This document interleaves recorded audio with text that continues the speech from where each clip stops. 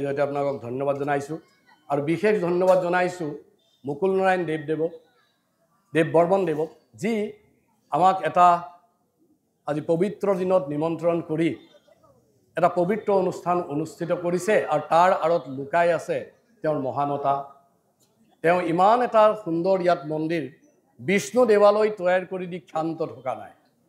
তেওঁ এখন সুন্দৰ দুৱাৰ তৈয়াৰ কৰিছে আৰু আপোনালোকে জানে নাই নেজানো পূৰ্ব দুৱাৰখন আটাইতকৈ বিখ্যাত দুৱাৰ।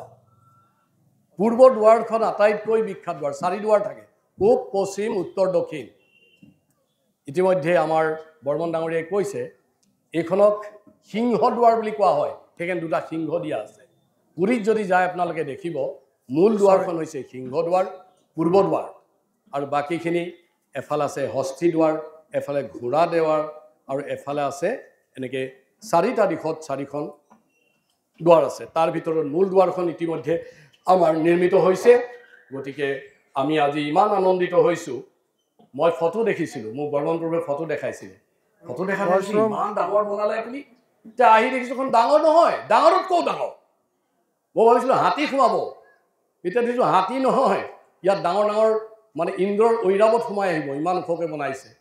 দূৰদৰ্শী তেওঁ হৃদয় বহল যে এইটো কথা গম পায়, সেইকাৰণে ঠেককৈ বনোৱা নাই, বহলকৈ বনাইছে। গতিকে আমি সকলোৱে তেখেতক ধন্যবাদ জনাইছোঁ। আমি কৃতজ্ঞ হৈছোঁ যে আমাৰ মন্দিৰটোৰ সৌষ্ঠৱ আৰু বৃদ্ধি হৈছে। বিষ্ণু আৰু শিৱৰ মিলন ক্ষেত্ৰত এখন দেৱালয় হোৱাৰ যথেষ্ট প্ৰয়োজন আছিল।